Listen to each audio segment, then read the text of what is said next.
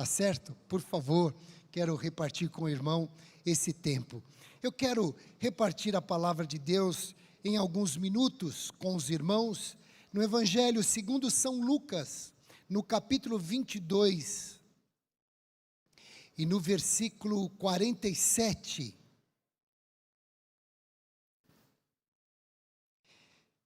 A palavra do Senhor nesta manhã,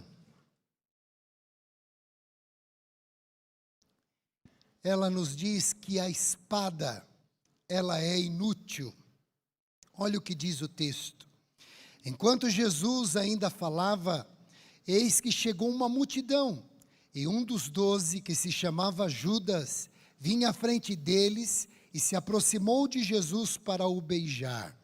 Jesus, porém, lhe disse: Judas, com um beijo você trai o Filho do Homem? Os que estavam ao redor de Jesus, vendo o que estava para acontecer, perguntaram: Senhor, devemos atacar com as espadas? Um deles golpeou o servo do sumo sacerdote, cortou-lhe a orelha direita, mas Jesus interveio dizendo: deixem, basta. E tocando na orelha do homem, o curou. Então Jesus disse aos principais sacerdotes, capitães do templo, anciãos, e que vieram prendê-lo: vocês vieram com espadas e porretes como para prender um salteador? Todos os dias, estando eu com vocês no templo, vocês não tentaram me prender. Esta, porém, é a hora de vocês, é a hora do poder das trevas. Neste episódio, os discípulos lembram as palavras de Jesus a respeito da espada. Está em Lucas 22, 35 e 38. Mas eles ouviram, mas entenderam mal, de modo que perguntaram ao mestre se deveriam usar as duas espadas. Perguntaram, e aí, sem esperar pela resposta, Pedro se adiantou, atacou um homem chamado Malco, o servo de um sumo sacerdote. O que levou Pedro a ter esta atitude impulsiva, essa posição de violência? Em primeiro lugar, precisava agir de acordo com as palavras presunçosas que ele havia dito lá no cenáculo. E depois repetiu estas palavras caminhando para o jardim. Quais foram as palavras? Pedro, ele disse que estava pronto para ser preso ou até para morrer pelo Senhor Jesus. Quando o Senhor disse que ele, naquela mesma noite, haveria de negá-lo. Mas ele, de uma forma presunçosa, diria: não, eu estou pronto para ser preso e para morrer por ti. Mas a verdade é que Pedro dormiu no momento que era para orar.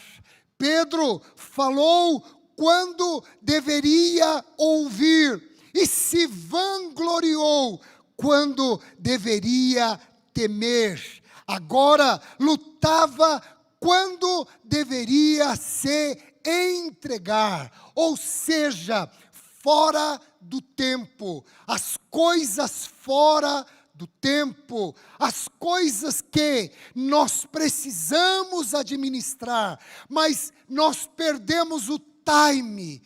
Quantos prejuízos nos sobrevêm quando é para se calar e falamos num momento entre marido e mulher, quando é o momento de se calar. E quando estou dizendo isso, não estou dizendo apenas que a mulher tem que se calar, mas o homem em determinado momento precisa calar-se, reconhecer que está errado, que está aprendendo, que a esposa está sendo inspirada por Deus para orientá-lo, para ensiná-lo, para ajudá-lo em casa. Então, aquele momento é momento de calar-se.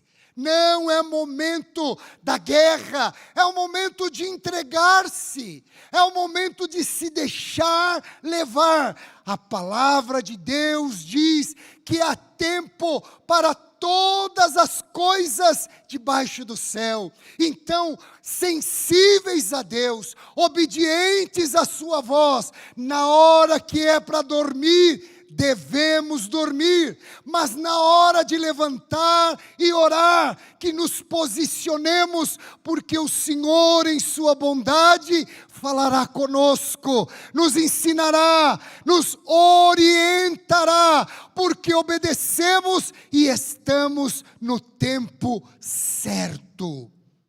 Pedro cometeu uma série de erros ao atacar Malco. Para começar, lutou com o inimigo errado e com a arma errada. Uma espada.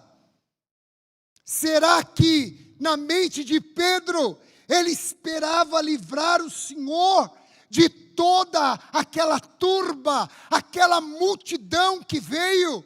Todos armados? Será que ele pensava que ele conseguiria? Irmãos, como é enganoso quando temos o pensamento, um conceito elevado demais, muito alto ao nosso respeito. É perigoso quando nós achamos que somos o Messias, somos o capaz, o libertador, aquele que vai resolver.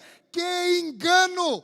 Ele pegou a arma errada, lutou a guerra errada, pois a palavra é clara: os nossos inimigos não são carne e sangue, não podem ser derrotados com armas comuns, não tem jeito. Esta guerra, esta luta, o Senhor, por meio do seu Espírito, por meio da sua palavra, já disse: este é o vosso inimigo, esta é a vossa arma, façam desta forma. Não adianta nós olharmos e dizermos: mas o mundo reage assim, mas fulano resolveu assim. Nós temos um Senhor, nós temos um Deus, e este Deus tem uma única palavra que precisa ser conhecida, que precisa ser obedecida. Olha o que diz, vamos juntos ler, 2 Coríntios, capítulo 10, e o versículo 3, que diz: porque, embora andemos na carne, não lutamos segundo a carne, porque as armas da nossa luta não são carnais, mas poderosas em Deus. Olhe bem, para destruir fortalezas. Destruímos raciocínios falaciosos e toda arrogância que se levanta contra o conhecimento de Deus, e levamos cativo todo pensamento à obediência de Cristo, e estaremos prontos para punir qualquer desobediência quando a obediência de vocês estiver completa. Ou seja, a nossa luta não é contra a carne e o sangue. A igreja sabe disso porque o mundo desconhece, mas a igreja é composta de filhos e de amigos. Deus não esconde nada dos seus amigos. Deus revelou a Abraão, Ele é o Deus de Abraão, e Ele continua revelando a sua palavra. A luta não é contra a carne e nem contra o sangue. Vamos ler mais um texto da palavra de Deus. Olha o que diz Efésios, capítulo 6 e do versículo 10. Você está acompanhando? Quanto ao mais, sejam fortalecidos no Senhor, na força do seu poder. Olhe bem, vistam-se com toda a armadura de Deus, para poder ficar firme contra as ciladas do diabo, porque a nossa luta não é contra a carne e nem contra o sangue, mas, olhe bem, os principados, as potestades, contra os dominadores deste mundo tenebroso, contra as forças espirituais do mal, nas regiões celestiais. Agora, peguem toda a armadura de Deus, para que vocês possam resistir no dia mau, e depois de terem vencido tudo, permanecer inabaláveis. Portanto, fiquem firmes, cingidos-se com a verdade, vestindo a couraça da justiça. Tenhamos os pés calçados com a preparação do evangelho da paz, segurando sempre o escudo da fé, com o qual poderão apagar todos os dardos inflamados do maligno. Usem também o capacete da salvação, a espada do Espírito, que é a palavra de Deus. Ore em todo o tempo no Espírito, com todo tipo de oração e súplica. E para isto, vigiem com toda perseverança e súplica por todos os santos. Há alguma dúvida, igreja? Quem é o inimigo da igreja? Não, não há dúvida. Por isso, queridos, Lula não é o nosso inimigo. Bolsonaro não é o nosso inimigo. A esquerda, a direita ou a do centro, não. A igreja não fica dando murro nos ares. A igreja tem um foco e o Espírito todo dia diz: ataca, ataca, ataca, ora, jejua, intercede, e as esferas se movem, as estruturas se abalam. Deus diz nesta manhã, depois de ter vencido tudo, não vai ficar nada. Deus não vai permitir que a igreja tenha a metade da vitória. A igreja tem toda a vitória, pois o vitorioso desta igreja não se chama Isaías. O vitorioso é Jesus. Ele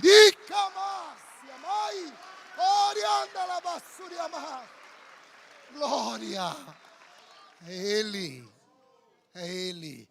pois Ele, ao ser tentado no deserto, Jesus derrotou Satanás com a palavra de Deus, e essa é a arma que devemos usar. Ele tinha derrotado o primeiro Adão, Ele jogou na lona, Ele colocou-os de forma envergonhosa, exposta. Eles foram jogados para fora do Éden, foram carregados para fora, impedidos de voltar. Satanás agora tem uma experiência, tem know-how. Agora ele sabe que com a palavra, com a tentação, ele pode jogar o homem na lama. Fez com o primeiro, vem com sede, vem babando sobre o segundo. Então ele fala, mas o segundo estava cheio da palavra, e quando o diabo veio, ele soltou uma direita dizendo: Satanás, está escrito.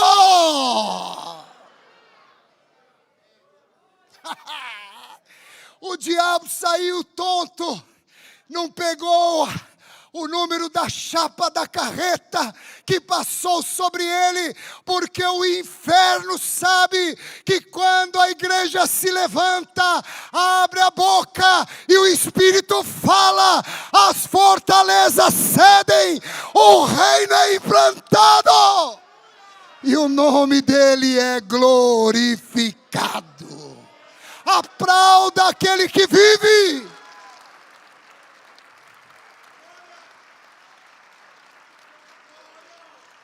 Está escrito. Muda, diabo. Muda, diabo. Muda o que está escrito. Muda, demônio. Muda a sociedade. Muda a humanidade. Não passa céu, passa terra, mas a palavra do Senhor permanece para sempre. Pedro também revelou uma atitude errada e confiou no tipo errado de energia. Enquanto Jesus se entregava, Pedro declarou guerra. Você já imaginou? Jesus e Pedro. Fica aqui, Jesus. Deixa aqui comigo, Senhor. Deixa aqui comigo. Gastando energia à toa. Uma guerra que, na verdade, não precisava ser guerreada. Por quê?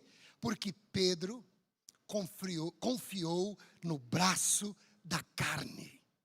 Foi aqui que ele confiou. Houve momentos, provavelmente, que ele até treinou. Se vinha o...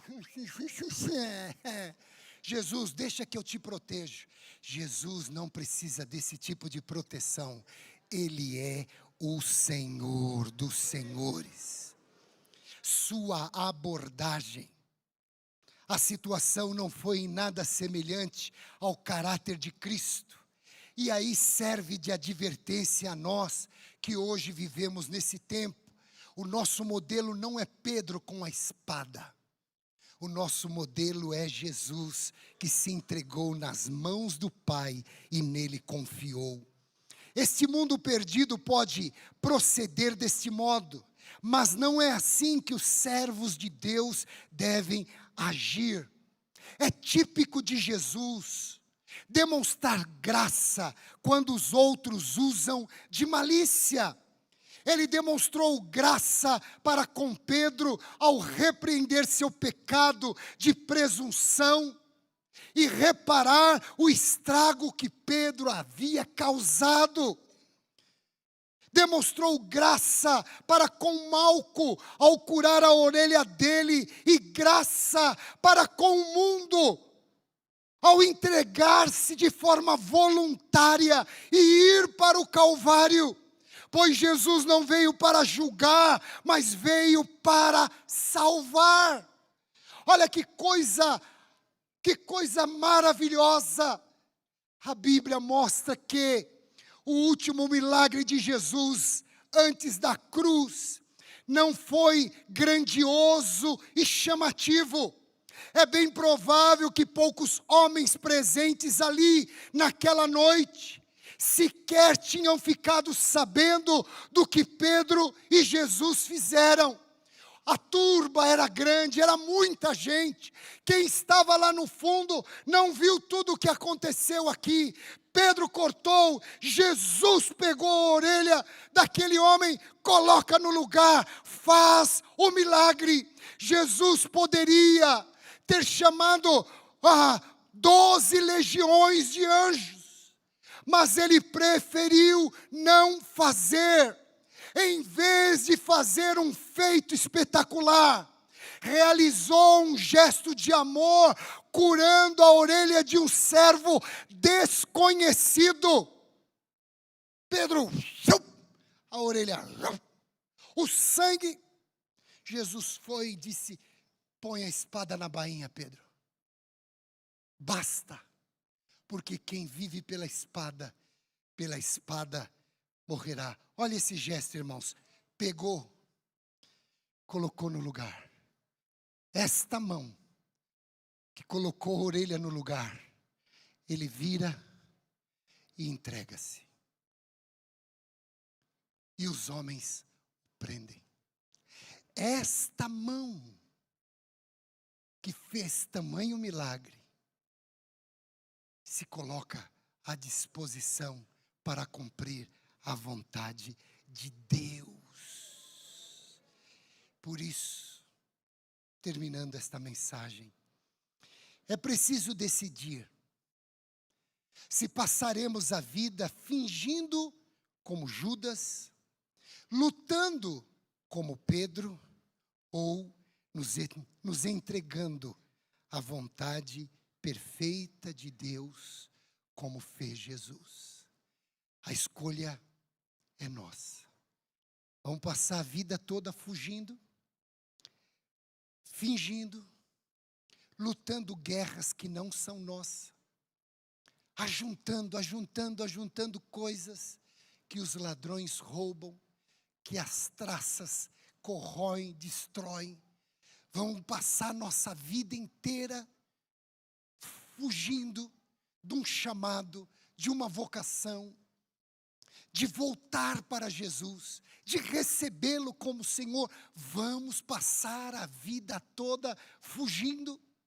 Se Deus, na sua misericórdia e bondade, nos convida: vinde a mim, todos vós que estáis cansados e oprimidos, e eu vos aliviarei. Se você correr, até onde você vai? Se você fingir, até que ponto você vai conseguir enganar? Vai chegar um dia que a máscara cai, que o gás falta e aí não tem mais perna para fugir. Agora, hoje, é manhã de se render a Deus. Assim como Jesus, que no dia da grande tempestade, ele dormia na polpa do barco, sabendo que a sua vida estava na mão do Pai. Pare de correr. Pare de fingir e de fugir. Pare de lutar essa guerra. Você não vai vencer. Quem vai vencer é a morte. A morte vai chegar um momento para mim e para você. A morte vai vencer. A nossa esperança está nele, Jesus, porque ele venceu a morte. E por ele ter vencido, ele ressuscitou. E eu levanto a minha mão diante de Deus, dizendo que eu creio que eu também irei ressuscitar. Nós cremos nisso. Por isso, nesta manhã, encerrando, eu quero te perguntar: você que anda fugindo do Senhor, você que anda fingindo, toda segunda-feira, na faculdade, ou lá no trabalho, ou com os parentes, e aí você está bem? Estou bem. Esse final de semana, peguei A, peguei B, fui não sei aonde, fumei, cheirei, bebi. Esse final de semana. Só que quando você está só, há o vazio, há incerteza, não há esperança para a vida eterna. Pare de correr, pare de lutar, ceda. Jesus te ama.